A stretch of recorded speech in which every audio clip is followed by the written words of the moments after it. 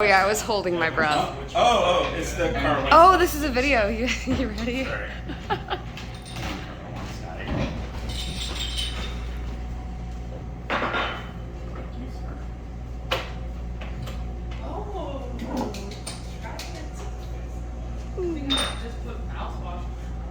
It's gonna taste minty.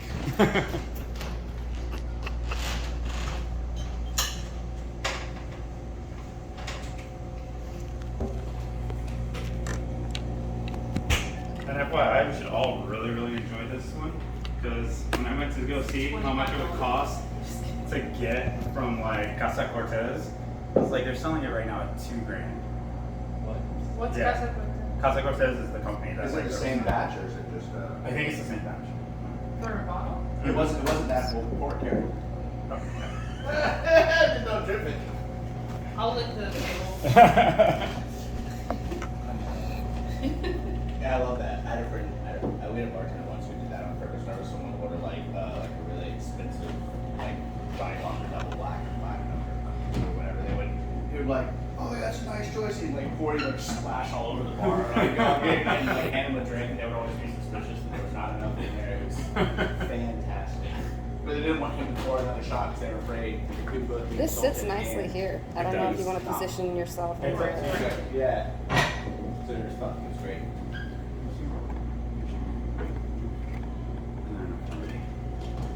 Okay. So you can see me well? Yes. Alright, cool. Recording? Yes. Oh, Alright, great. I can start it over so that No, it's from. fine. Okay. Yeah, I can always edit it myself. Cool. yeah. Cool. Oh yeah. Okay, cool. So today, where'd I put the bottle? Dan took Dan, it can you back pass me the bottle, please? so that Sorry. it could be safe. Oh, geez, silly.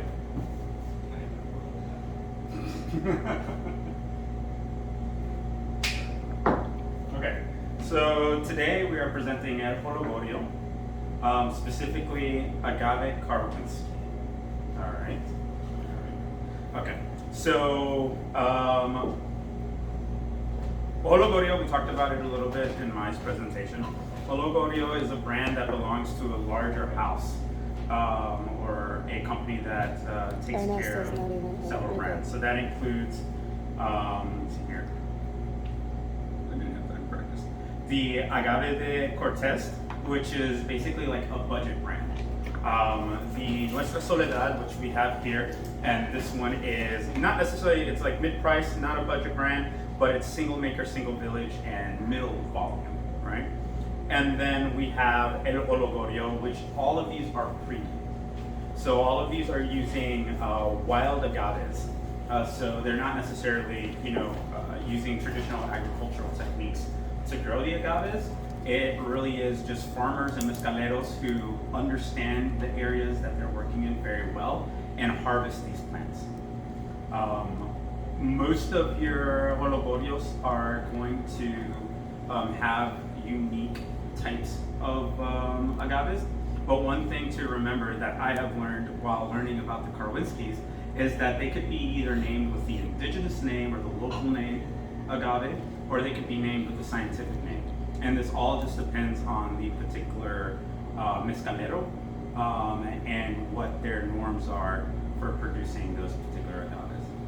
And just like we learned with my presentation, with Jolgorio, they're really not trying to step on top of the farmers and the traditions. We're looking at recipes that are going for like 6 to 10 generations, even longer than that. So these are all pretty sacred. The distinction between the glass bottles or the clear bottles and the black bottles is basically these are intended to designate mezcals that are very rare or that they hold in high esteem. So these are going to be really well sought after. If you look at the back of these, they have numbers, so there's only like 800 of these in total in production.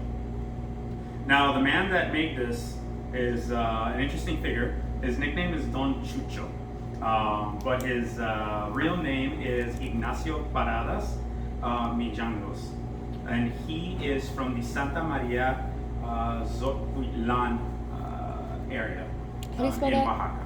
Jocotan. Zio Quitlan. Yes. So things to note about that area. It has two distinct river valleys, mountainous topography, and most of the agave plants grow along the hillsides. The elevations for the agaves that can be harvested there can be anywhere from 900 feet in elevation all the way up to 1900 feet in elevation. So if you consider that many of the elevations in Raleigh are right about 500 feet at the highest, so if we start talking about what 900, 1600 feet look like, and you have panaqueros who are climbing these mountains to search for the agaves, I mean, that's pretty interesting. Now, one thing that I did learn is even though all these agaves, especially the Karwinskii that is used in this one, even though they are wild, the farmers do practice replanting these as well. So when they harvest, they use a variety of different techniques to replant, and so they can use either the seed, they can use they can use something called the bulbous. Okay, so the bulbous, and then they can use the stolon. So these are different sections of the plant that they can use. The seeds, of course, these seeds would need to have been pollinated in order to work. So these farmers are very conscientious of the entire ecosystem of the area, and conservation is extremely important to them in order to make sure that these plants continue to grow well. But a very interesting thing with the Karwinskii is the way that it grows. So Karwinskiis are different from other agave plants in the way that they're harvested and grown. A regular agave plant, or the majority of agave plants, the piña, or the thing that we're most looking for, that's going to grow close to the ground, right? And so they're basically harvesting it, and sometimes they're underneath the ground too. When they harvest it, they're digging it up, they're cutting it, and then they remove the penchas, which is the leaves, and you get your piña, and that's what you're roasting. The Karwinskii is very different. The Karwinskii, you can typically identify it because it almost looks like a palm. And so you have a trunk that grows out, and then you have the actual bulb, or the piña at the very top. The trunk is very fibrous, and then the top of this trunk is the top of this trunk right here is has a lot of sugar. And then the leaves are very pretty too. And so just like the other agaves, though, there's a certain time at which you want to harvest it, and they can only reproduce once in their entire lifetimes, sexually. And so what this means for this plant, yeah, they reproduce sexually by pollinating, and that's how you get your seeds. Like a succulent, where like it'll put off little bits, but then when it finally like puts its whole flower out, it's done. Pretty Then it'll live on through the Yeah, little just plants like that that. put out. Yeah, and then it drops out its seeds, Okay. and then that's what plants more. So when you do that, you actually have a lot of exchange of genetic material. But I'll get into that in just a minute. But the other ways that it can grow is asexually, and that's why we're looking at the stolton and the bulbous, in which you're literally just using sections of the plant, replanting it, and then it's sort of regenerating and creating a variety of new plants to grow. And when you do that, you're actually not changing the genetic material at all. There's no recombination, as we call it. It's literally like you're making little baby clones. So these farmers are very well versed, even though many of them haven't had like higher education in this. They're very well versed in this form of botany and being able to track these changes in their own informal methods. So what does that do for us? Well, for this particular bottle of Karwinskii, what the kind of flavors that you're going to expect, because of a lot of the fibrous sections that are being harvested and blended with the more sugary areas, you're going to get something that's very tannic. So this is, when I had this one, I felt like it was a lot thicker than other agaves that I had, or mezcals that I've had. But then you get loads of fruit. You get, for me, it was, I got a little bit of leather, cigarette, sweetness, and then just like tannin, almost like I felt like I was drinking like wine. Only it has a nice little burn to it. I'll let you guys try it, and then we'll go into some fun facts about this. So, would you say Karwinskii, because of how they grow, they're probably smaller, right? The piña part is smaller than Depends on where they grow. you Yeah. would think Yeah. than most. Yeah, because it's a very tall plant. Yeah. It's a very tall plant. I do have a note about this particular bottle Mhm. and what it came in, because you probably would like this. That bottle is actually cenizo, but they could not import it because at the time of importing it, cenizo was not recognized as a mezcal that was legal for export. Even though it's the same as everything else, they just, they're called a cenizo. So they ripped the label off, put a new one on that just said Karwinskii, and then sold it out. So this one does have a regional name for this particular bottle, but it's just at the time when we got it. The regulators will not allow it to be exported cenizo. And that's changed. I think that's changed now. Now Has cenizo. I think so. There's like Ciet and Sierra Blanca and like a couple other things they've added.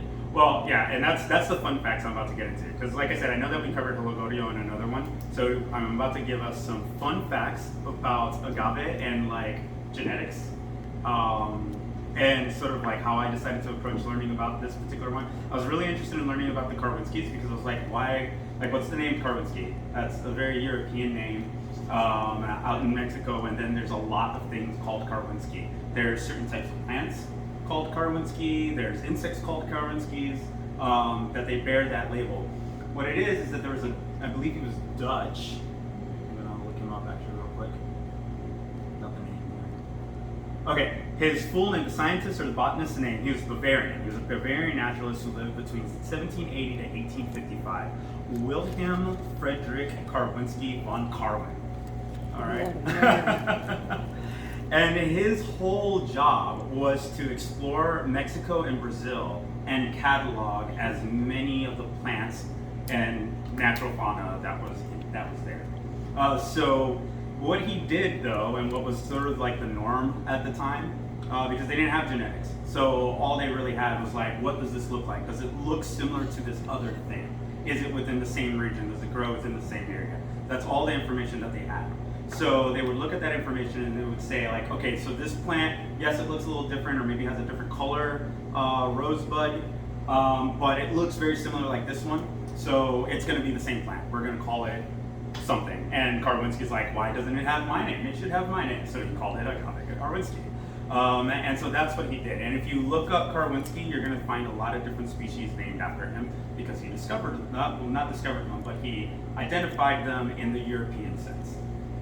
Which was using the scientific method. So what this has led to, however, is differences between the indigenous names and then the European or the scientific names, and a lot of confusion about what's actually related and what's not related.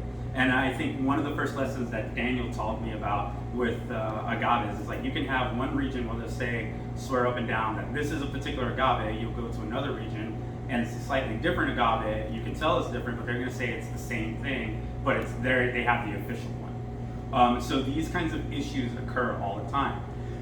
There's been a lot of genetic testing because of the effort to really give the power to the farmers to be able to better understand what they're harvesting and to preserve that harvest.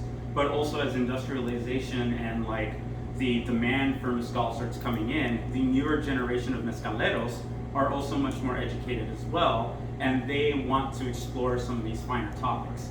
They are less willing to preserve some of the older methods because they want to see how they can make the mezcal that they produce much better and much more accessible to a wider audience.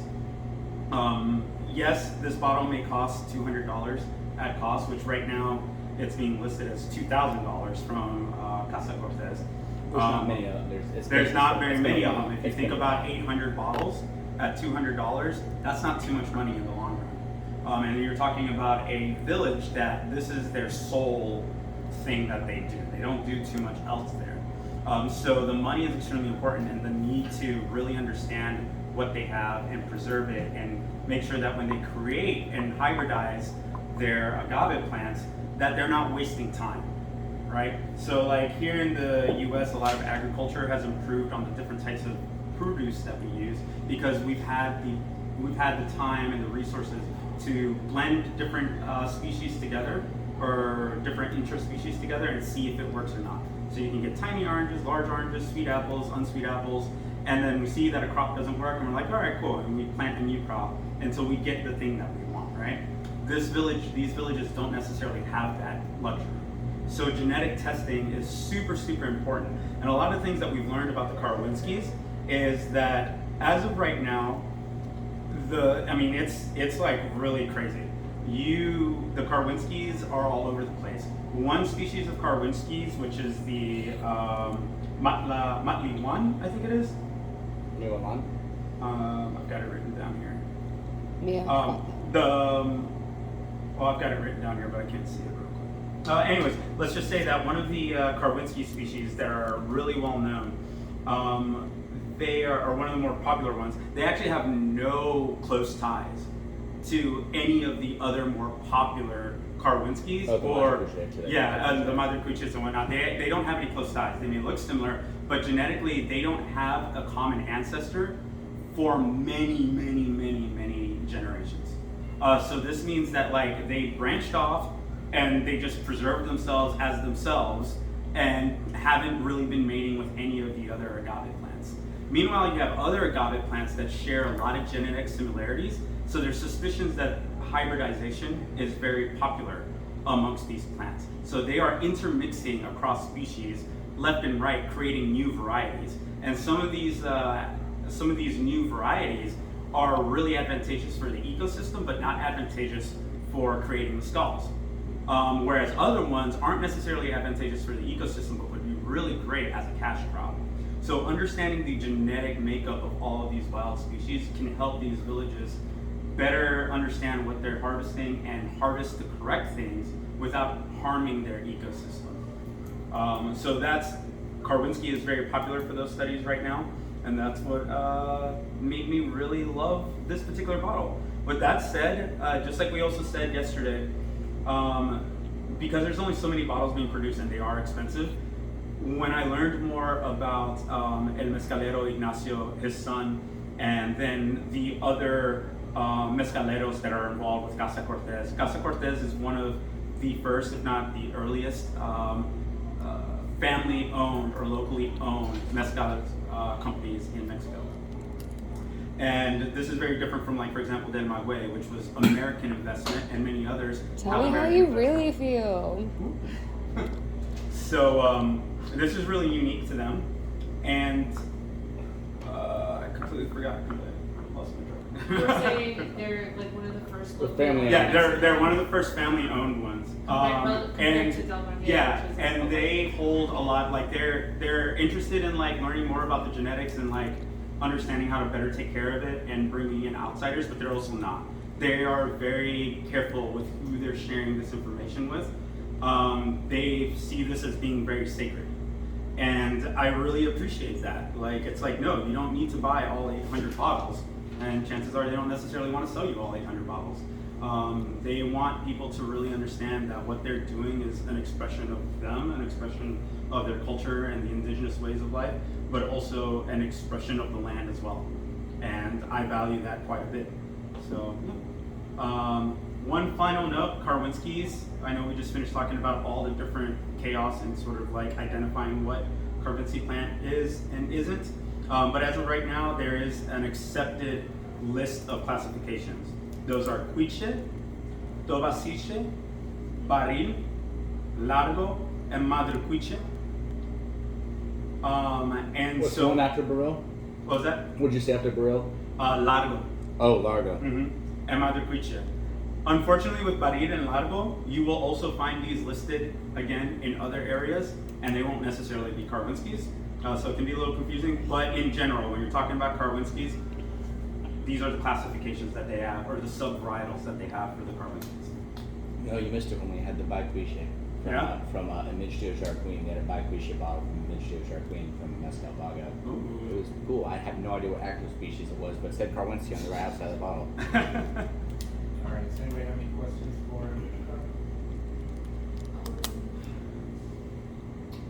or any comments about the Mezcal? Mezcal's incredible. Where are they? It's stupendous. So where is their like home base? Like, have they expanded to other states in Mexico? Or are they in Oaxaca or? So Casa Cortez is concentrated in Oaxaca, but they do have networks with other regions. So they're very active in protecting the rights of the farmers and trying to keep as much of the economy being concentrated from within Mexico.